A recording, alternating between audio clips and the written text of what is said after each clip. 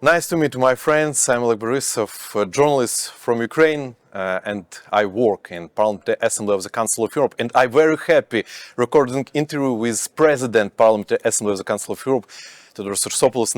Nice to meet you, and thank you for joining us. Thank you, Mr. Borisov, for having me. So, the first question is about work in PAC. What do you mean? Why and how are PAC resolutions important for the European Union and Ukraine? Yes, it is important for European Union because the Council of Europe is the father and mother that gave birth to the European Union institution. You know that 76 years ago, when our founding fathers decided to create the Council of Europe, after the proposal of Winston Churchill, they have decided that this council would be like the United Nations of Europe. And we all know that if you want to be a member of the European Union, you have first to be accepted by the Council of Europe, because you have to accept, to ratify, to respect all principles. And the principles, if we want to count them, are only three, but under these three principles, everything is included: democracy, rule of law, and the human rights. This is the basics of our European civilization. This is about the European Union. So, how does this affect Ukraine? We are really proud, as members of this parliament, of the Parliamentary Assembly of the Council of Europe, that immediately after the aggression, the Russian invasion in Ukraine, the war of aggression actually, we have gathered and we have decided to expel the Russians from our organization. And we are really glad that the Committee of Ministers, followed by this decision of the Assembly, decided that the Russians could not be members of the organization since they have violated all principles of ours. This is the first strong message we gave 3 years ago. The second message, I will not analyze it more, unless if I've been asked, is that we are always standing by the Ukrainian people. We have already done a lot about, it's never enough, but we have already done many about the war of aggression, not only condemning the war, but we have been standing by the Ukrainian people for the prisoners of war, for all those atrocities against the Ukrainians, civilians, and of course for missing children, and for accountability. You know that when we have decided to talk about the court, the tribunal, international tribunal, not many were supportive. Now there are a lot who are supporting us.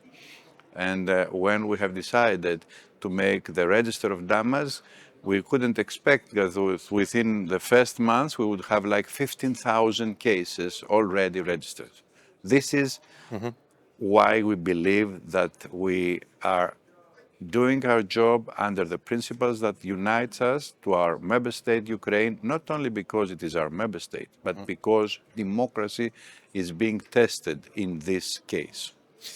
Many members Council of Europe visit to Ukraine, meeting with Mr. Stefanchuk, Mr. President Zelensky, and they are witness its war, witness Russian missiles. How strong, what do you mean, how strong is the support for Ukraine here in Council of Europe?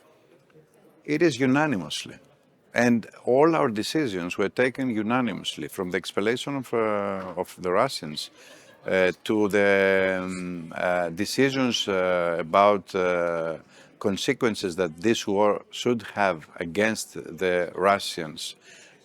Everything is taken unanimously. There was not even one of our decisions that parliamentarians object or didn't want to vote. There was not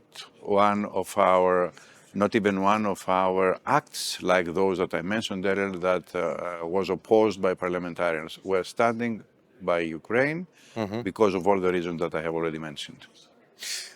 Can the European Union strengthen sanctions against Russia?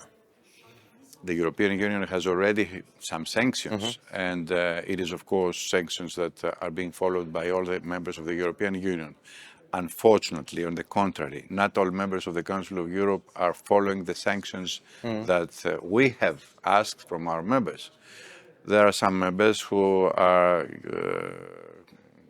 complaining, and they are right, that not all the states of the Council of Europe are working the way that we are behaving, the way that we wanted or we have decided. We cannot force them to do anything else. Of course, the European Union is united steadily on that, and I believe that it produced results. The decisions we have taken here and the decision of the European Union produce results in the Russian economy, which is targeted because we don't want to target the people who might do not agree with Mr. Putin, but it is Mr. Putin who represents this country for more than 20, almost a quarter of a century.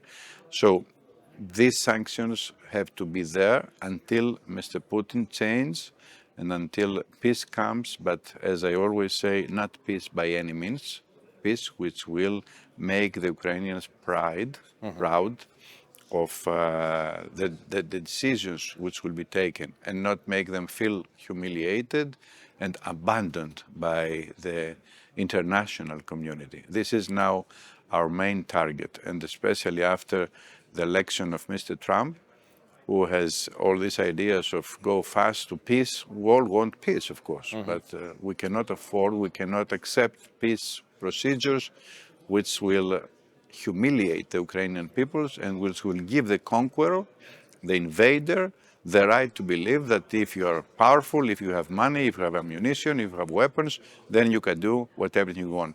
The era of conquerors or emperors or authoritarian regimes is not the era of the 21st century. It is not accepted, especially by those who are in Europe, in the European continent, and those who are affiliated and respect the European values. And is the European Union around Ukraine? Its support. Maybe is the European Union support Ukraine trades in Russia? It is obvious that the European Union is supporting Ukraine. It is obvious in my eyes, and all decisions taken leads to that way. As I said, all sanctions being accepted by the members of the European Union.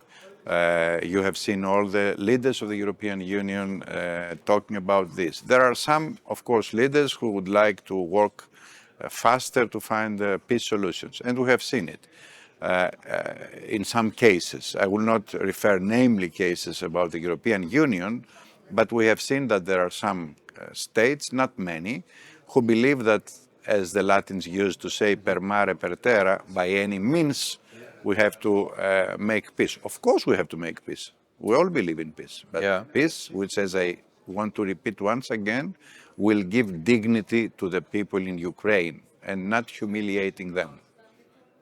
Thank you. Thank you for these words. Thank you for your support. And it's many work in Council of Europe. Thank you so much for having me. And thank you for the opportunity. Let us hope that the next meeting interview will be under much better conditions for your country. And maybe Kiev. Maybe Kiev. I've been many times in Kiev. I've been many times in your country, in Odessa and in other places, either as a journalist or as a minister or a civilian. And I love your country.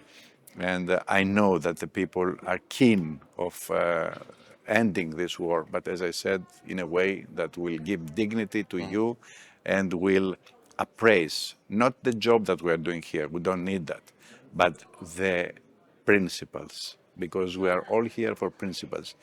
Just one more word.